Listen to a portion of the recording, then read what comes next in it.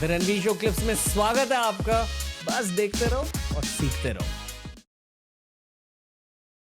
इसको हम hand transplantation कहते हैं। तो जैसे कि हम जानते हैं कि अगर किसी का हाथ समझो इंजर हो जाए तो उसको प्राइमरीली हम पूरी कोशिश करते हैं प्राइमरीली कि उसी हाथ को रिपेयर किया जाए, उसी हाथ को बचाया जाए ताकि वो हाथ फंक्शन कर सके। क्योंकि ये ह्यूमन हैंड जो है, आदमी का हाथ जो है, this is a miracle, this is a Marvel कि ये हमारी इवोल्यूशन का सबसे बड़ा एविडेंस है। जो हमारे इमीडिएट एंसेस्टर्स है या एप्स है, मंकीज़ है, इनके हाथ को अगर आप देखेंगे और ह्यूमन हाथ को देखेंगे तो आपको पता चलेगा कि Y man is on the top of the food chain. क्यों कह रहे हो? तो मेन चीज़ है कि हमारा जो अंगूठा है दैट ये हाथ की ऑलमोस्ट 50% पावर है। अच्छा, यस। तो ये अंगूठा, इसको कहते हैं हम ऑपोजेबल थंब। ये अंगूठा बाकी उंगलियों के सामने आके इनसे मिल सकता है। ये इंसान की सबसे बड़ी ताकत है कि इस ताकत की वजह से हम जो भी कॉम्प्लेक्स एक्टिविटीज़ या काम करते हैं या जो हाथ की डेक्सटेरिटी है, ये इस अंगूठे की वजह से है। क्योंकि ये हमारा अंगूठा ओवर द जनरेशन्स इवॉल्व होते होते ये इस तरीके से इवॉल्व हुआ है कि ये इतना मोबाइल है और इतना स्ट्रॉन्ग है। मतलब बाकी की उंगलियों में इतनी स्ट्रेंथ नहीं है, ताकत ज्यादा अंगूठे में होती है। यस। तो overall from the functional point of view से अगर देखें तो अंगूठे को हम ऑलमोस्ट हाथ का 50% मानते हैं और बाकी उंगलियां जो है वो क्योंकि ये एक्सिस ऑफ मूवमेंट है। उंगलियों की मूवमेंट जो है वो सिर्फ एक एक्सिस में होती है, बल्कि अंगूठा जो है वो 360 डिग्रीज में घूमता है।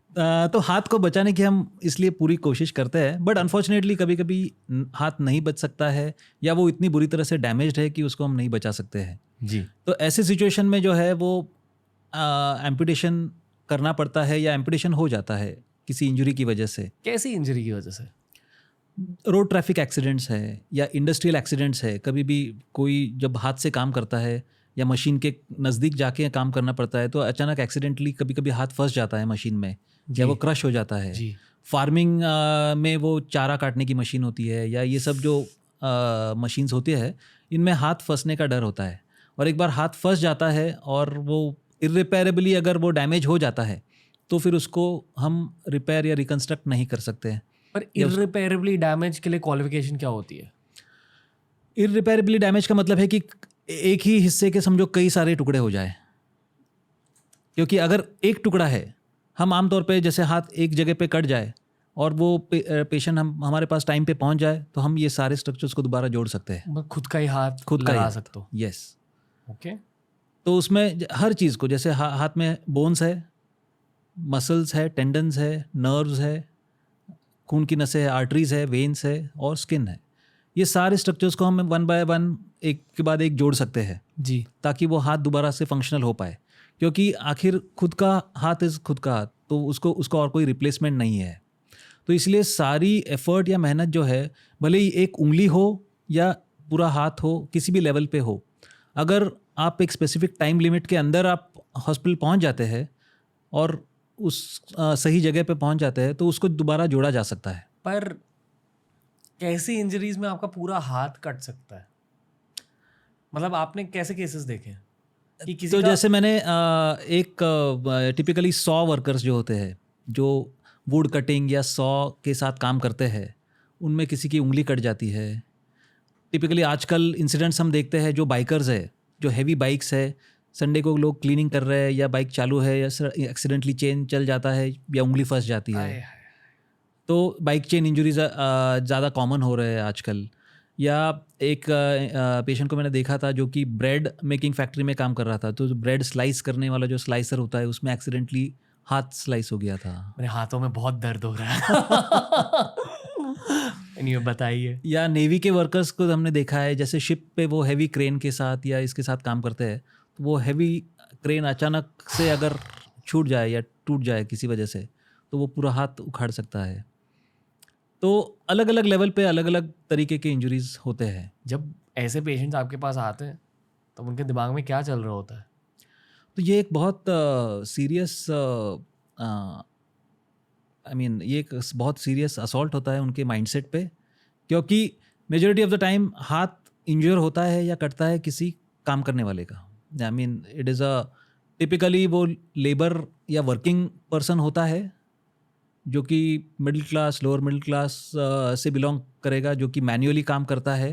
कई बार उसके ऊपर फैमिली डिपेंडेंट होती है, कई बार उसके ऊपर उसकी लाइवलीहुड उसी के ऊपर डिपेंडेंट होती है। तो ये सारे फ्यूचर पे, सारे भविष्य पे एक क्वेश्चन मार्क बन जाता है कि अभी आगे क्या होगा। प्लस जो ट्रीटमेंट ऑप्शंस है, नेचुरली अभी ऐसे मेजर इंजरीज़ में ट्रीटमेंट भी थोड़ी सी कॉम्प्लिकेटेड होती है या थोड़ी कॉस्टली होती है, तो नेचुरली फाइनेंशियल सपोर्ट्स या बाकी के कंसर्न्स भी होते हैं। तो इसीलिए द पेशेंट का माइंडसेट इज़ एक्चुअली ये बहुत ही सेंसिटिव और सीरियस स्टेज होता है। मतलब साइकोलॉजिकली बहुत चैलेंजिंग होता रहेगा कि Yes. मतलब जो चीज़ें हम आम जिंदगी में करते हैं कि इंस्टाग्राम स्क्रॉल कर रहे हैं, उसमें भी आपके अंगूठे की ज़रूरत लगती है। तो Absolutely. सोचो यहाँ किसी की सैलरी उनके हाथ की वजह से पहले तो वो कमा रहे हैं और वही हाथ फिर कट गया है। Yes. तो कई बार ये चीज़ें हम फॉर ग्रांटेड लेते हैं जी कि हम अपने हाथों का सुबह से लेके सोने तक कितना इस्तेमाल कर रहे हैं या कितना हाथ से काम कर रहे हैं। एंड इमेजिन कि एक हाथ नहीं है या दोनों हाथ नहीं है, तो आप किस तरह से काम करोगे? सुबह उठ के ब्रश करने से लेके, वॉशरूम जाने से लेके, खुद का ध्यान रखने से, कपड़े पहनने से, हर चीज़ में रुकावट होगी, हर चीज़ में एक चैलेंज होगा। तो इसीलिए वो वैल्यू है हाथ की। तो दैट इज़ वो एक फैसिनेटिंग पार्ट है जो जिसने मुझे अट्रैक्ट किया प्रोबेबली हैंड सर्जरी की तरफ या हैंड्स को रिस्टोर करने की तरफ। साइकोलॉजिकली बहुत ज़्यादा चैलेंजिंग होगा ये, जब वो पेशेंट आपके पास आ जाता है। एक हैंड सर्जरी की कॉस्ट कितनी होती है, ताकि लोग जाने? बहुत सारे लोग ये सोच रहे हैं। तो ये कॉम्प्लेक्सिटी पे डिपेंड करता है ऑफ कोर्स इंजरी के। कई बार फ्रैक्चर हो तो आपको उसको फिक्स करना पड़ता है। फिक्स करने के अलग अलग तरीके होते हैं, जैसे आप उसको एक स्टील की वायर से फिक्स कर सकते हैं फ्रैक्चर को, या कभी कभी प्लेट या स्क्रू से फिक्स करना पड़ता है। जो अलग अलग चीज़ें इसमें इन्वॉल्व होती है उसके ऊपर वो कॉस्ट वेरी करती है। नाउ हमारे लेवल पे हम ये कोशिश ज़रूर करते हैं कि ये पेशेंट की अफोर्डेबिलिटी, उसकी लिमिटेशन ना हो ट्रीटमेंट लेने के लिए, क्योंकि अल्टीमेटली कई इंजरीज़ में टाइमिंग बहुत ज़रूरी होता है। एक हॉस्पिटल से दूसरे हॉस्पिटल जाने में जो टाइम वेस्ट होता है उससे किसी का हाथ खतरे में पड़ सकता है। तो हम पूरी कोशिश ये करते हैं कि कॉस्ट की वजह से किसी को रुकावट ना हो। तो ये कॉस्ट वेरी करता है। I mean the range could be anything. एक सिंपल इंजरी में अगर फिंगर में अगर टेंडन इंजरी हो जाए या नर्व इंजरी हो जाए तो वो काम आपका 10-20 हज़ार रुपये में भी हो सकता है। बट अगर हाथ पूरी तरह से कट जाए जिसकी वजह से एक मेजर रिकन्स्ट्रक्टिव सर्जरी जो कि 8-10 घंटे चल सकती है, उसके बाद में आपको आईसीयू केयर की ज़रूरत पड़ सकती है मॉनिटरिंग के लिए, या आपको हॉस्पिटल में हफ्ता 10 दिन या 2 हफ्ते रहना पड़ सकता है, तो वो सर्जरी कुछ लाखों में भी हो सकती है। कितने लाख? 3-4? 3-4 लाख, यस। सबसे एक्सपेंसिव सर्जरी कौन सी करी आपने? सबसे एक्सपेंसिव सर्जरी जो हमने ट्रांसप्लांट्स की बात शुरू की थी एक्चुअली। तो जैसे अभी कुछ पेशेंट्स हैं जिनके हाथ कट गए हैं, जो कि टाइम पे नहीं लगाए जा सके या जो प्राइमरीली सही जगह नहीं पहुंच पाए जहां पे हाथ जोड़े जा सकें, तो ऐसे लोग एम्पुटेशन के साथ अपनी ज़िंदगी जी रहे हैं। तो ऐसे पेशेंट्स के लिए ट्रांसप्लांट्स जो है ये आई मीन लोग प्रैक्टिस करने लगे। मतलब किसी और का हाथ लगा देते हैं। राइट। तो जैसे लिवर ट्रांसप्लांट होता है, किडनी ट्रांसप्लांट होता है, इनके बारे में आज कई लोग जानते हैं या सब जी। लोग जानते हैं। जी तो किसी का लिवर फेल हो गया, हार्ट फेल हो गया, तो कोई डोनर या जो ब्रेन डेड है या कभी कभी लिविंग डोनर भी अपने लिवर का कुछ हिस्सा, किडनी का कुछ, एक किडनी कोई डोनेट कर सकता है। तो उसी तरीके से अगर कोई ब्रेन डेड डोनर है जो अपने हाथ डोनेट करने के लिए तैयार हो, जिनकी फैमिली, तो ऐसे व्यक्ति के हाथ निकाल के ऐसे व्यक्ति में लगाए जा सकते हैं जिनके हाथ जा चुके हैं। तो ये टेक्निकली हैंड ट्रांसप्लांट है, जिसमें फिर सारे स्ट्रक्चर्स को फिर जोड़ा जाता है दोबारा, हड्डी से लेके मसल्स, नर्व्स, एवरीथिंग। तो ये सर्जरीज टिपिकली और थोड़ी सी कॉम्प्लेक्स होती है। इनमें आईसीयू स्टे या hospital stay almost 3 to 4 weeks, 3-4 हफ्ते उनको अस्पताल में रखा जाता है, या रिहैब में भी उनके काफ़ी सारा टाइम लगता है।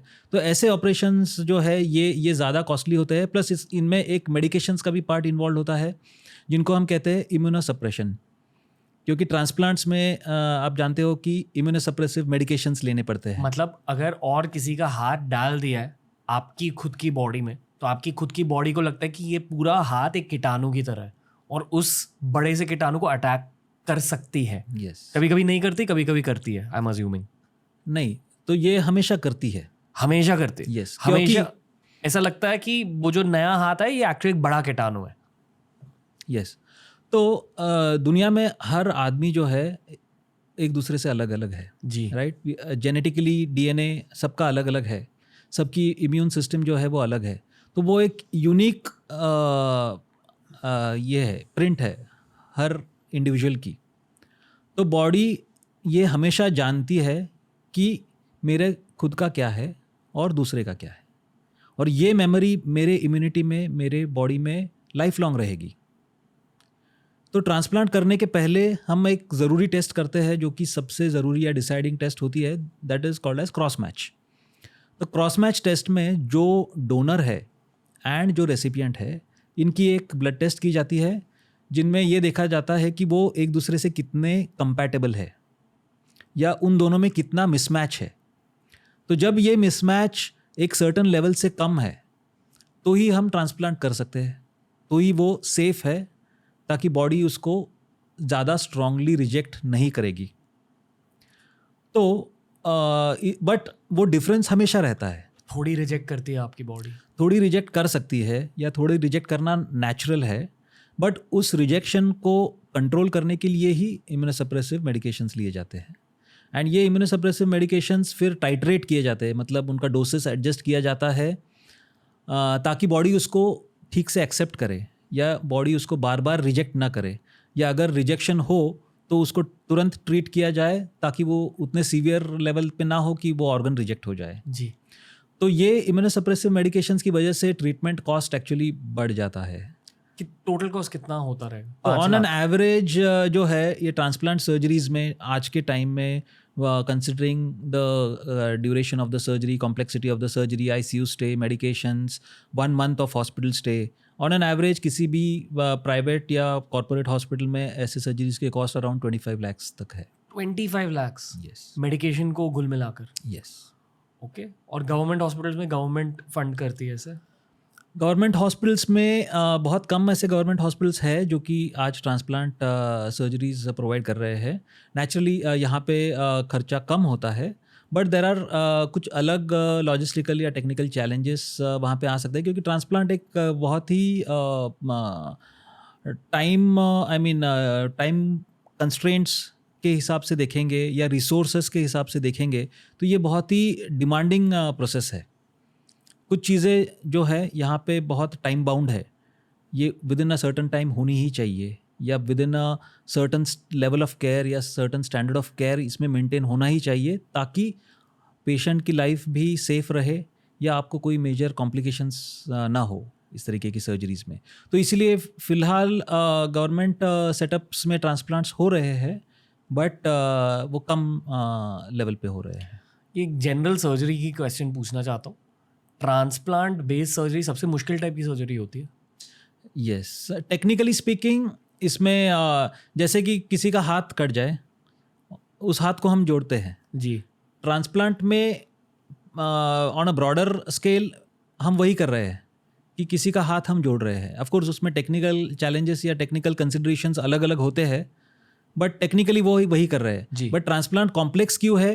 क्योंकि इसमें कई सारे फैक्टर्स इन्वॉल्व है और उन सब को आपको कोऑर्डिनेट करना है, अलाइन करना है with in a specific period of time. जैसे कि ऑर्गन डोनर है, तो वो डोनर कहाँ पे है? वो आपके शहर में है, आपके स्टेट में है, या आउट ऑफ स्टेट है? अगर वो आउट ऑफ स्टेट है तो आपको वो ऑर्गन वहाँ पे रिट्रीव करना है और उसको फ्लाई करके आपको आपके हॉस्पिटल में लाना है। अगर आपको ये क्लिप अच्छा लगा तो ऐसे ही 1000 क्लिप्स अपलोड किए गए हैं इस चैनल पर, बस देखते जाओ और सीखते जाओ।